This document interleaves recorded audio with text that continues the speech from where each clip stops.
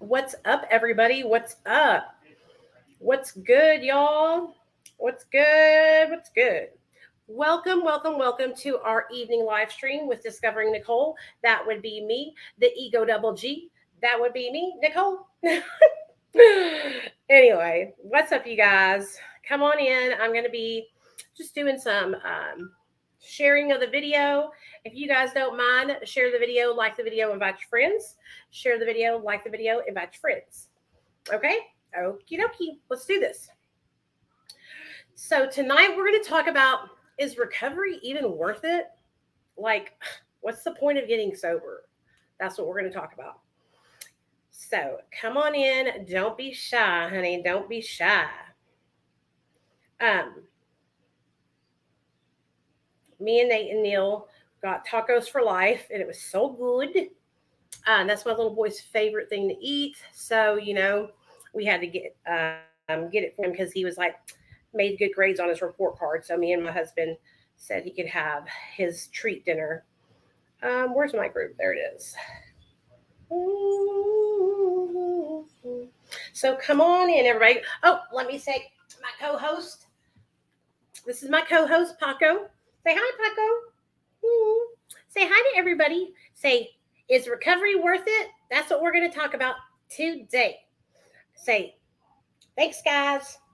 All right, get back up there, co-host. Okay. So that's my co-host, Paco.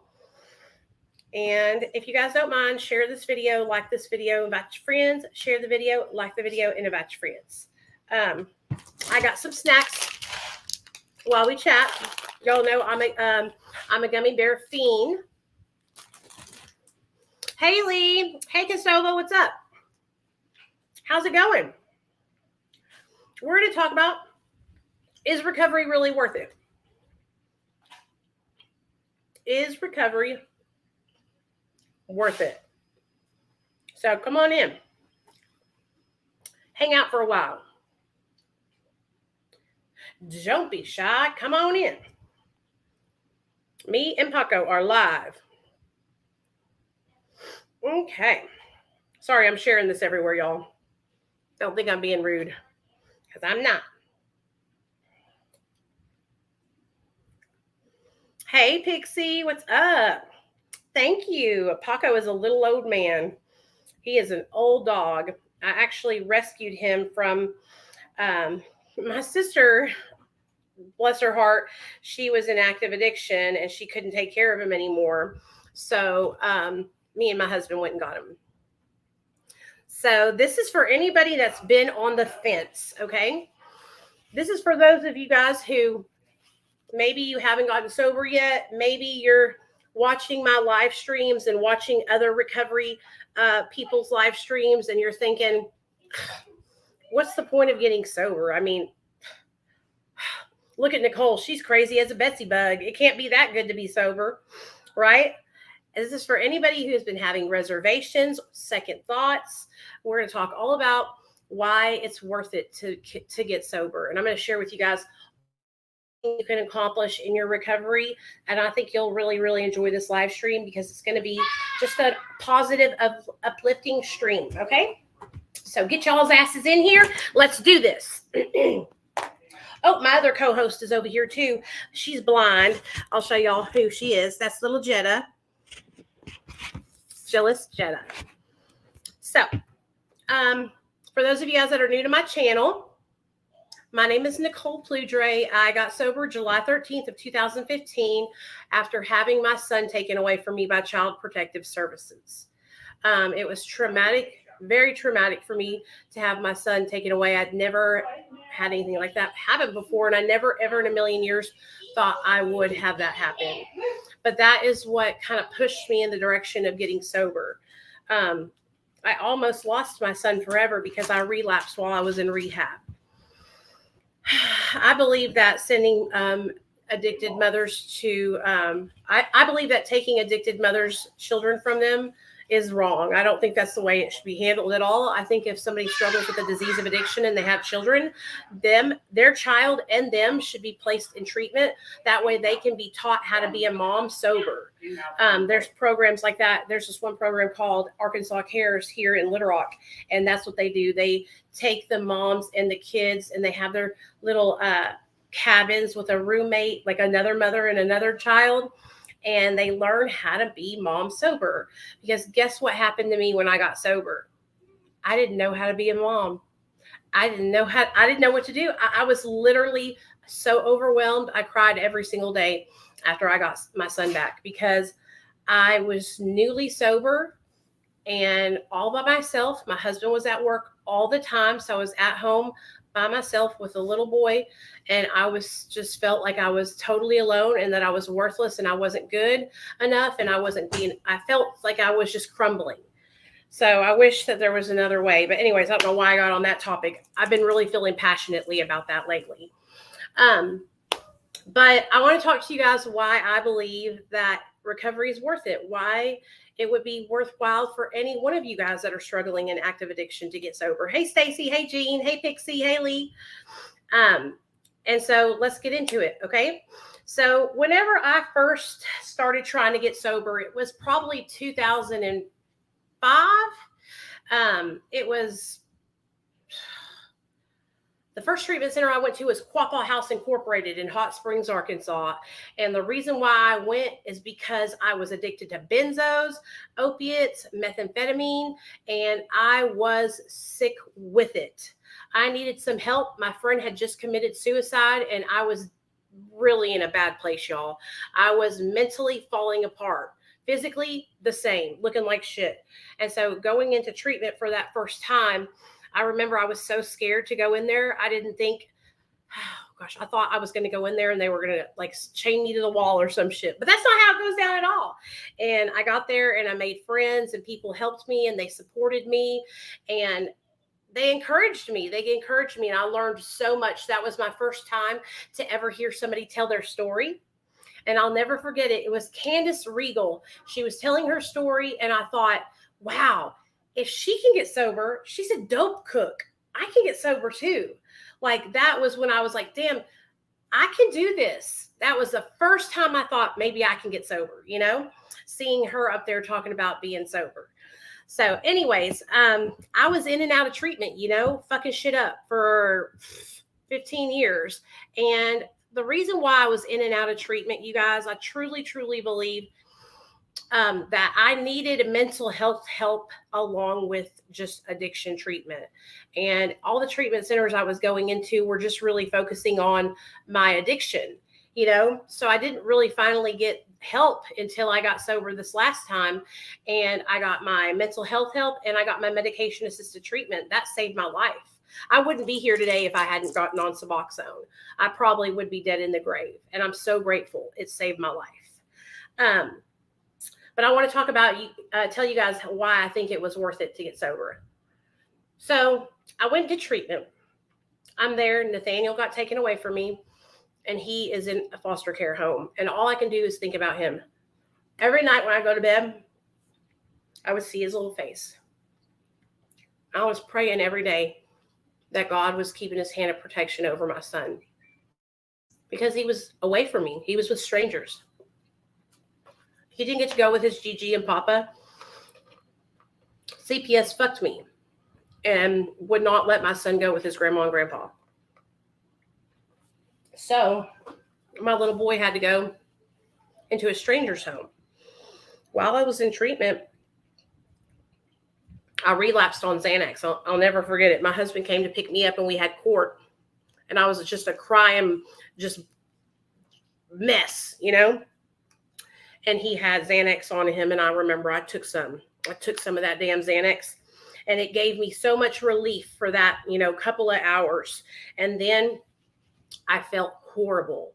I felt like shit. Of course, the treatment center ended up busting me later on down the road. I almost got kicked out for that. But I'm telling you guys, man, my little boy was the only reason why I was there. I didn't care about myself. I didn't love myself at all. I didn't want to be sober for me. I was doing everything I was doing for my son. I did not care about getting sober for myself because I had no self-esteem. I had no self-worth. I had no self-love. I was a shell of a human being. The only reason why I made it is because of the love for my son. Because I did not want to be there for me. And my little boy saved my life just being born. A lot of people will always tell you, you can't get sober for your children. Yes, you can. You can absolutely use your children as motivation. And that's what I had to do, you guys, because I didn't love myself. I'm cleaning my phone case while I talk to you guys. I didn't love myself, so I had to do something else. I had to use my little boy as a motivation to get to where I needed to go, because I couldn't do it for me. Like I had to build self-esteem and self-worth to start loving me again. You know, I can't even remember the last time I loved me whenever I was that age. I was probably like a kid, because once I got into a teenagerhood, I started feeling so unworthy, so not good enough, so just, I felt so low, you know? So anyway, when I started fighting for Nathaniel and I got him back, I'm telling you guys, it was like a fire had been lit underneath me. It was literally like God had come out of the skies and said, girl, you better get your ass in gear, you know? And I was just like fighting. I went into not treatment. I went into AA. I got a sponsor. I started working the 12 steps. I was memorizing them motherfuckers. Memorized the 12 steps, started reading that fucking big book from cover to cover. And I'll never forget it. We went into court and they were trying to test me. And I was up there on that stand and I was sharing about what it talked about in the big book.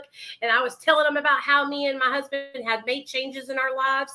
And I was just like so gung-ho. I wasn't going to let nobody keep my son from me. You know, me and Neil, we fought our asses off to get Nathaniel back. But I couldn't have done any of that if I hadn't got my ass sober from the drugs, right? So we got Nate back. And this is where like my whole life started to be rebuilt.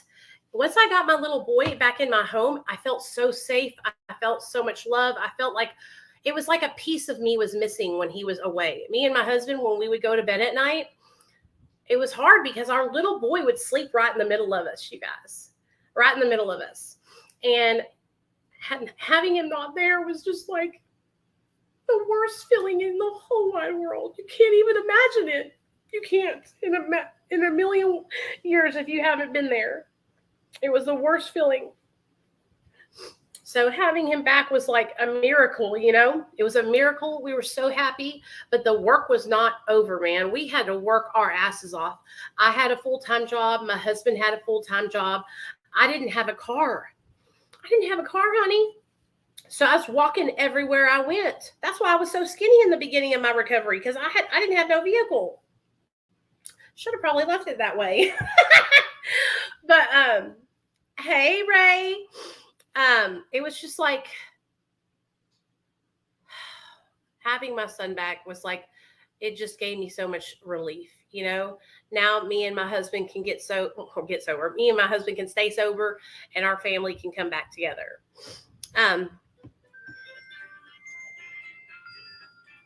So one of the things that I feel like makes recovery worth it was the fact that me and my husband were able to be sober, and my father-in-law got to see it.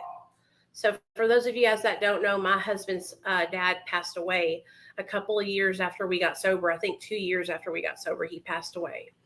And my husband's father was me and my husband's biggest supporter. Like anything that me and Neil did, his dad was 100% behind us, supporting us, cheering us on, funding anything we wanted to do. His dad was always making sure we were taken care of. He always made sure that I was taken care of, that I had my doctor's appointments, that I was going and getting my stuff taken care of, getting my checkups. Well, after I had my son, Neil's dad, it's so crazy to me because he actually predicted that I was pregnant, you know. Nobody knew I was pregnant. I didn't even know I was pregnant. And I was downstairs in the kitchen, and Neil's dad came down there and he looked at me and he said, "You're pregnant." And I said, no, I'm not. And he said, yep, you are. And a week later, I tested myself and I was pregnant. Yep. So I was like, what's the girly going on? You know what I mean? But after I gave birth to Nathaniel, I was walking around. It was probably 2 weeks after I gave birth to Nathaniel. I was walking around the house, and we all lived in the house together still. And my husband was at work, and Neil's dad walked over to me, and he said, you need to make an appointment with the doctor, Dr. Pounders. And I was like, why? He's like, you need to go. I can tell there's something going on. You're depressed. There's something happening. I had postpartum depression. I wasn't taking showers. I felt like shit. I could barely get out of the bed, and he was like sensing that, Neil's dad was very in tune with his feelings. He was a Vietnam veteran, and he had gotten into this therapy with a bunch of guys at the Veteran Center, and it like really helped him, And so he could like tell that I was not in a good place, And so he took me and got me in to see the doctor, and I got put on medicine for my postpartum depression, and it saved me, So he got to see us get sober, That was really important to my husband. Because you got to understand, my husband's like, 45 now, and he has been struggling with addiction all his life. And so for his parents to see him actually be sober was such a blessing, especially his dad. But that was something I'll never forget. Another thing that I feel like makes my recovery worth it is like I can be present with my family, with my sisters. So at a point in my life, my sister Christine didn't even want to be around me because I had done so many things to her, like robbing her piggy bank when she was little. And it really, really affected her. I'll never forget it. I went into her room, and my sister always saved money. She's one of those sisters that has cash money everywhere, And I went into her room, and I got in her piggy bank, and there was $20 in there. And I took it. And she will never, ever forget that, because she was the sister who would show up if I was broke down on the side of the road and put gas in my car.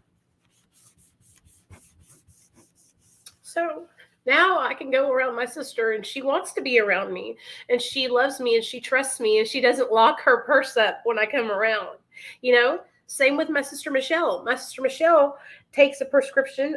She has Xanax prescribed to her. And she used to would have had to lock that motherfucking prescription up because, bitch, I would be in that motherfucker. I would be in there like, sprinkling them pills out in my hand and taking them, And so, like, you're probably thinking, oh, that's not that great. I'm fixing to get to the good stuff, okay? The stuff that you guys might think is good. These are like relationships that I have been able to heal with my family. You know what I'm saying? You will be able to do the same thing. If you're somebody who's in early recovery and you're like, is recovery worth it? Why am I doing this? Should I even keep on doing this? I'm telling you, stay the course. Stay the course. I promise you it's worth it. I promise you. I never imagined in a million years that I would be working any other job than Kroger, bartending, waiting tables. I thought that's what I was going to be doing for the rest of my life, And I was like, damn, I'm getting old. This is going to suck. I got my first job when I got out of sober living. I got a job at a little sandwich shop. Okay. This is for everybody. Then I got a job working at Hallmark. And I was like, oh my God, I'm not working in a restaurant, right? I'm working at Hallmark. I'm making my videos. We're going live every single night, okay? I'm doing meetings for everybody because it's getting hard times out there. And Austin reaches out to me, my boss, and he says, hey, Dr. B wants to do some videos with you. And that was the beginning of the beginning. He hooked me up with Dr. B, and then we became a family. me, Dr. B, Austin, Dr. G, and they hired me. And now I have a job where I get to work from home and take care of my son. And I have a job that pays me good money, what I'm worth, right? Even more than what I'm worth, probably. And I would have never been able to do that or have a job where I get to work around other addicts and alcoholics and help them ever. I wouldn't have gotten that chance here in Arkansas, you know? And so that for me was a huge thing that said, you know what, this wouldn't happen if I wasn't in recovery. You know, when I got to start working for Dr. B, you guys, that was the biggest deal to me, because I look up to him so much, and because I love him and his information that he helps people with addiction.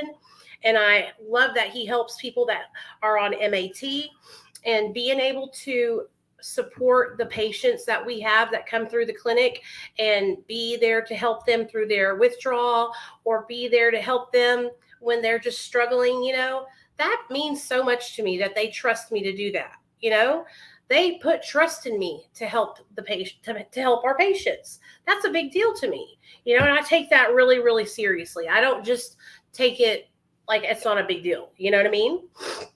Hey, Casey, another really awesome thing that I feel like made recovery worth it was I finally got my own car. Yep, that's right. I was able to get my own car, and I have an even better thing for you. I only owe $800 on it. It's almost paid off.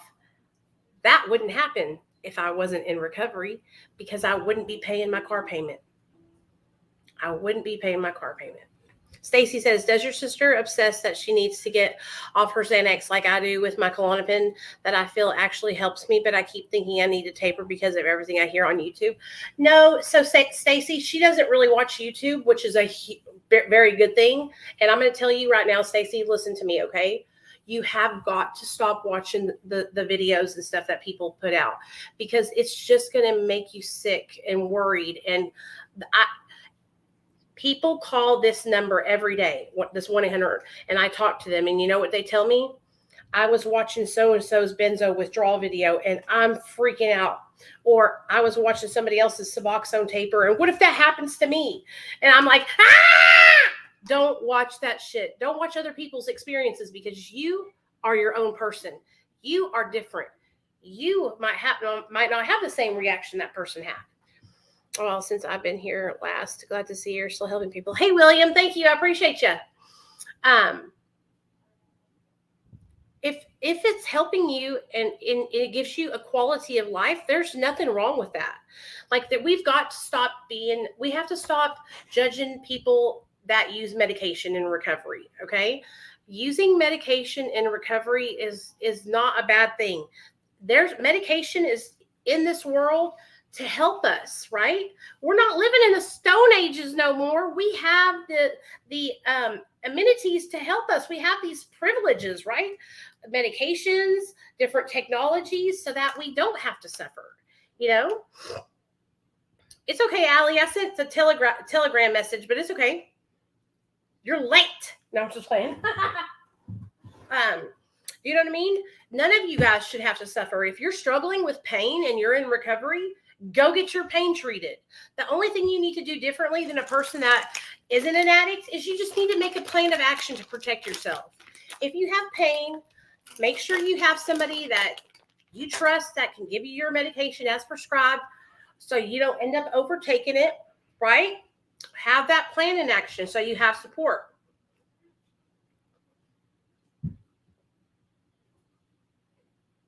Okay. It is a huge blessing. Huge. And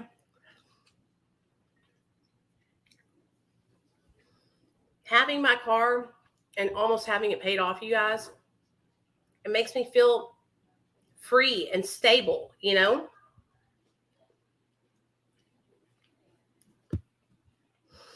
Absolutely. And listen to me, Jessica, okay? Listen to me. Any person that needs to take medication, okay? Being on medication that helps you have a better quality of life, right? There's a total difference between being in active addiction and being dependent onto a medication. A lot of people have to take medication for the rest of their lives. Medicines like Paxil, Zoloft, mental health medications. People have to take medications like insulin or blood pressure medications. Like my husband has to take lisinopril, which is his blood pressure medication.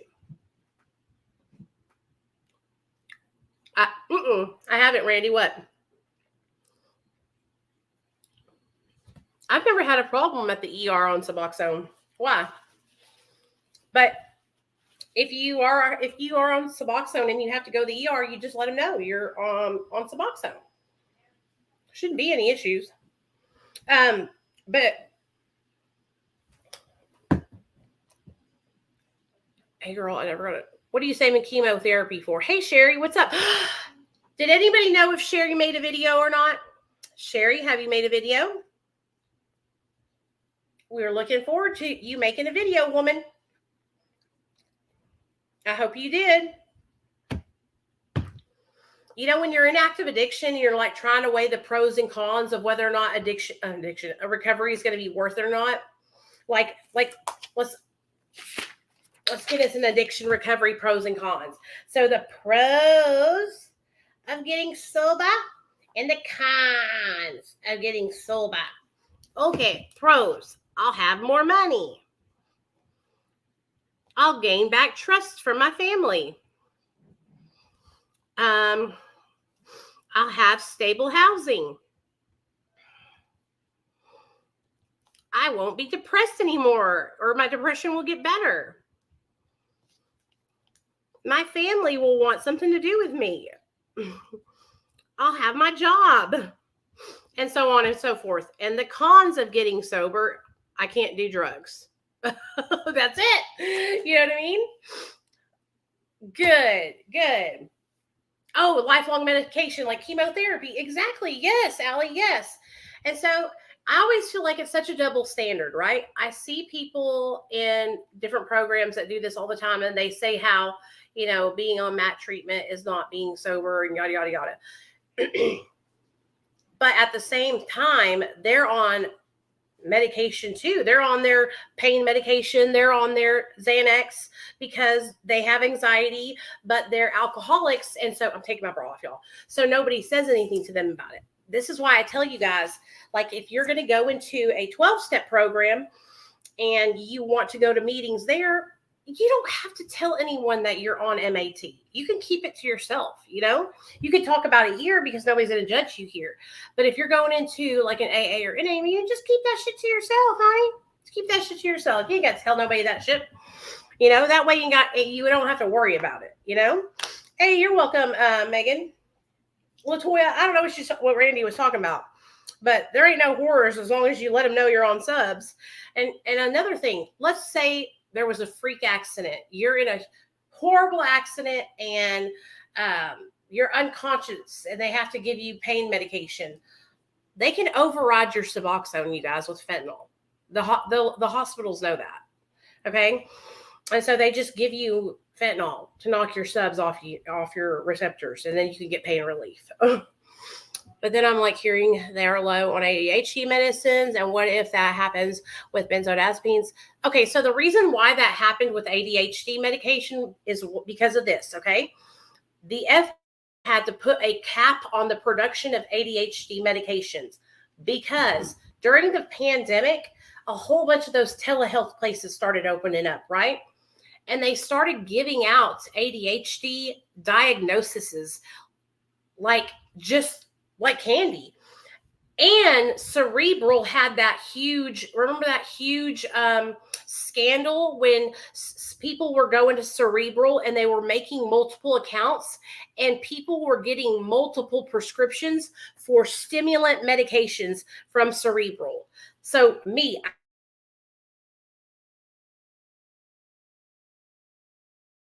back through the line, get a fake ID or a fake name and use that and go in under this name and get another prescription for Adderall and then come back. That's what was happening with Cerebral. So That is why there was such a shortage of ADHD meds, because they put a cap on production. I actually followed a psychiatrist on TikTok, and she actually shared about it and gave the FDA, was it the FDA's phone number, a 1-800 number that you could call and report to them about your medications if they're not working right. Yeah, buprenorphine is Subutex. It's the same thing as Suboxone. It just doesn't have naloxone in it.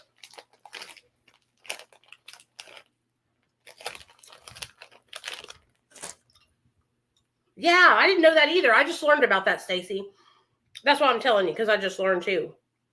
So let me look this up. Hold on.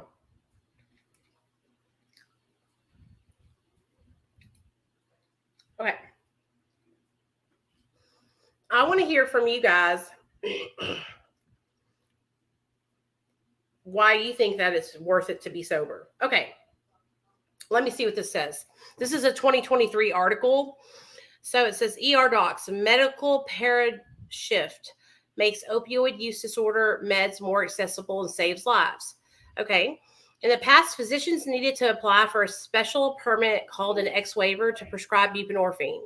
Last week, the Drug Enforcement Administration announced an end to the X waiver program. With opioid addiction continuing at crisis levels around Minnesota, some Twin City emergency room physicians are treating opioid use disorder as an illness rather than a moral failing. Well, duh, that's what it is. It's an illness.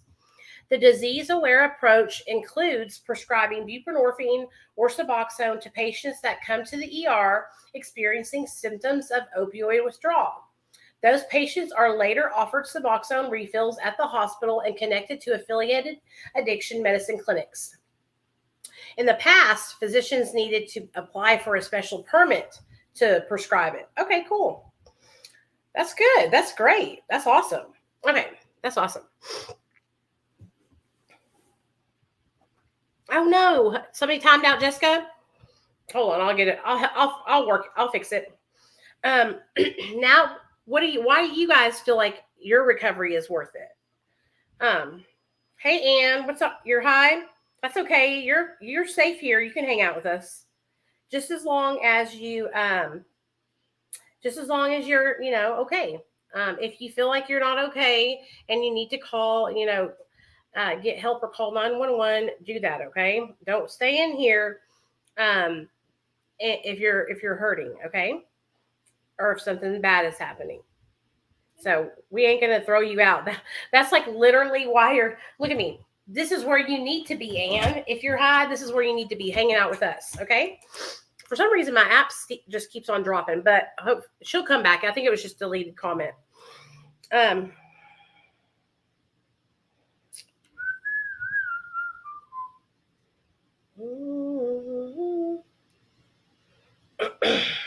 Yeah, there we go.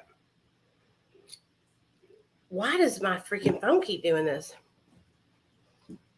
Yeah, don't. It's okay. You can hang out with us. Don't freak out. You're in the right place, okay, honey?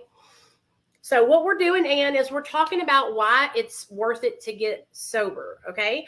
And so what I was sharing with everybody was me having to fight for my son, and that helped me get sober. And then also what helped me stay sober was getting custody of my son back, and then building my relationships back up with my family, being a part of my husband's family and healing those relationships. Then getting my job that I have now, that is like so awesome, and I love doing it. Excuse me. Then buying my own car. Because see, I sold my car when I was in active addiction. I sold it for $3,000 because it was in the impound and my mama and daddy wouldn't help me get it out. So I was like, I'm not just going to let the impound keep my car. I got to do something. Because that was what was going to happen. My mom and dad would not get my car out of the impound. They were just going to leave it there. And so what was going to happen is the bill was just going to rack up, and I was going to forfeit my car to the damn impound. So I got to hustling mode, and I came over here to Facebook Marketplace, and I put it for sale on Facebook Marketplace, and I got a bite. And the lady said, I'll buy your car. And I said, I need you to take me to Hot Springs to get the title. I'll sign it over to you. It's at the impound. And she was cool as hell. She took me all the way to Hot Springs to get my title, drove me to the impound. We paid the impound, and then she gave me the rest of the money, and I gave her the title. And that's how I got my car out of the impound and sold. So Megan says, building trust back in myself and saving my relationships. Yes, that is awesome, girl. I'm so happy for you. And learning how to trust ourselves. I didn't even think about that. I really didn't, but that is so true. Like today, I know, like today I could find meth in my shoe and I could flush it. I couldn't say that a couple years ago. I probably would have did it, you know? Hey, Jessica, sorry about that. I think Pat actually timed you out by.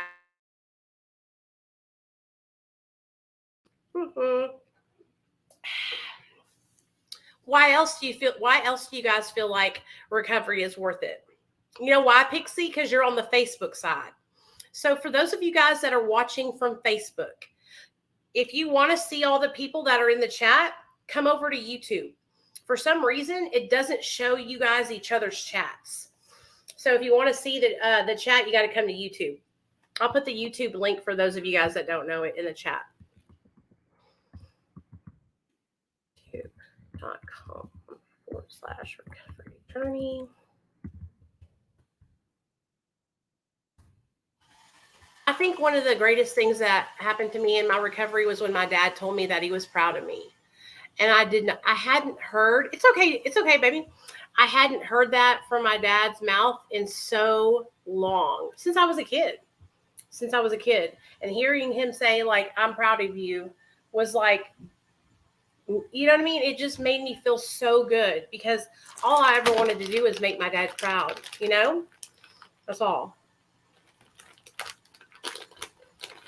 It is. Addiction is like staying in a black hole. I like that. Totally disconnected from everybody. Yay, Pixie. Totally. You know, at first getting high is fun, right? You're hanging out with your friends. When you use, it still makes you feel good. But what happens over time is the drugs stop producing the same feeling they did. Like, it stops working. And then you're like, I'm still stuck with me. Now what am I going to do? You know, I used to have to shoot up copious amounts of oxys just to get high. Sorry, I'm eating my candy, y'all. Because I had built up such a high tolerance, you know? Okay, LaToya, what's up? What do you need to know, baby?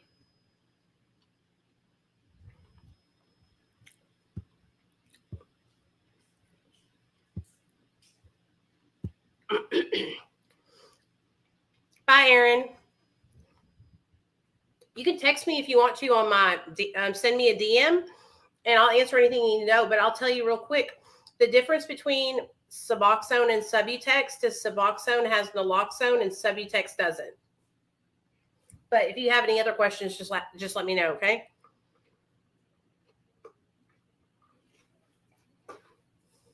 The trolls are out thick tonight on YouTube, y'all. Thick, thick, thick. So let me see something real fast. I knew it. Hold on, you guys.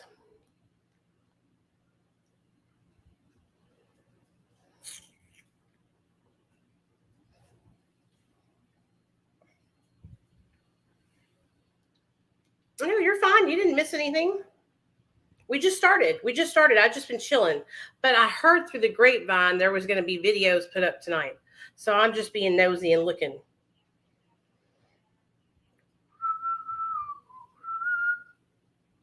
So far, I don't see nothing. Hey, what's up, man? What's up, RJ? That you?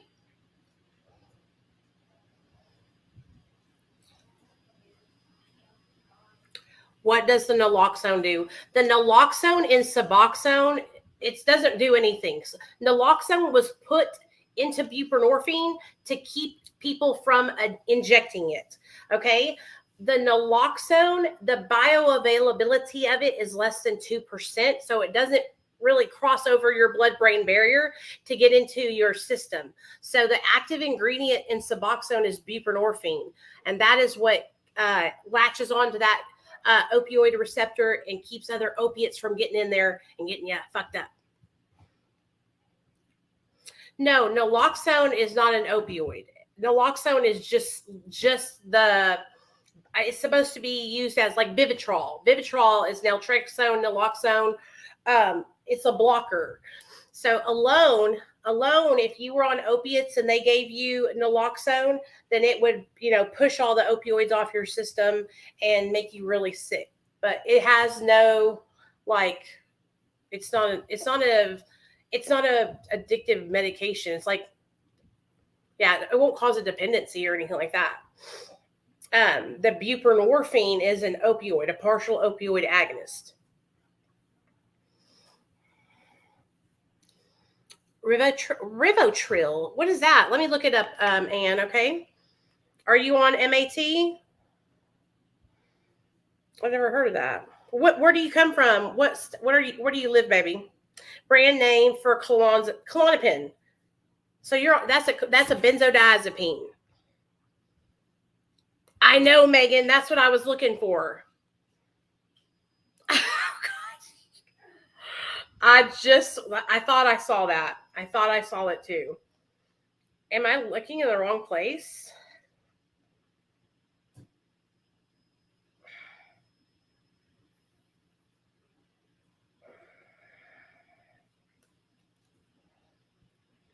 Oh gosh. Well, what should we do? What does the thumbnail look like?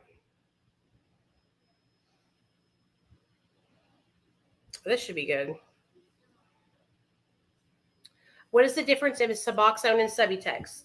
The difference in Suboxone and Subutex is Suboxone is buprenorphine and naloxone, and Subutex is just buprenorphine alone.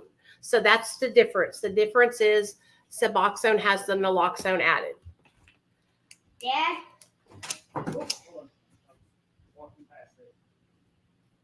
What were you doing? What were you doing? What is the difference in subs? Oh, subs and methadone. So Suboxone is buprenorphine and naloxone, and methadone is actually, so Suboxone is a partial opioid agonist, and methadone is a full opioid agonist. And also, methadone is dosed in liquid form, or it comes in pill form, and it comes in a wafer form. What other forms, you guys? And the difference really mainly is that with Suboxone and methadone, Suboxone, you can get like a 30-day prescription. But a lot of the time at the methadone clinic, they make you like dose once a day there and work your way up to getting take-home doses. Do you know what I'm saying? So you don't get as much freedom with it, but I mean, it depends. Like if it works for you better, then try it out. If you're having problems with Subutex, and you need to try it out, there's no shame in that. Do whatever you got to do to get better is all that matters. The wafers are 40 milligrams, so they're like that, and they are 10, 10, 10, and 10.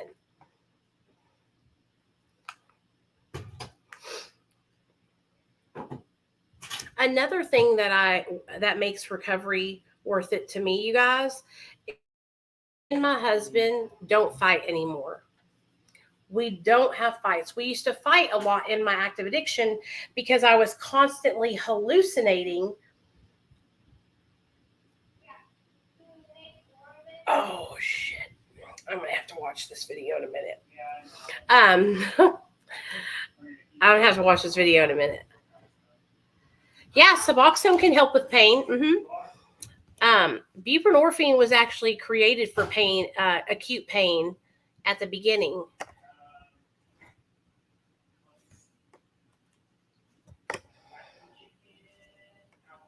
Oh, you are, RJ? I'm excited for you. Let me know how it goes, okay? And they allow up to 13 take-homes as long as you pass your monthly drug screen. Did y'all hear that? Kendra is allowed up to 13 take-homes, so basically 2 weeks. 2 weeks. There's a video that got posted that a lot of us have been waiting to watch on waiting to watch. Should we watch it together, you guys? Should I turn it on my phone or no? No, let's not do that. I don't want to make it about, I don't want to do that. What do y'all want to do? Should we make Captain do that and go over to her channel?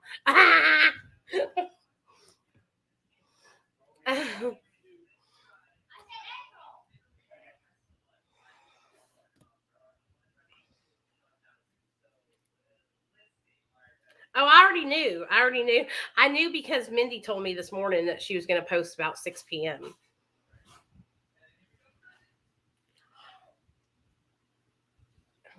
Listen to this, y'all. My friend, she had to call DHS because her daughter was like really fucked up and she was worried about her grandbabies. And she called me today crying because she was so worried about them. And guess what? She just got them at her house and they're safe and everything's going to be okay. And she's like, she's like, you have no idea. Like, I can't believe this.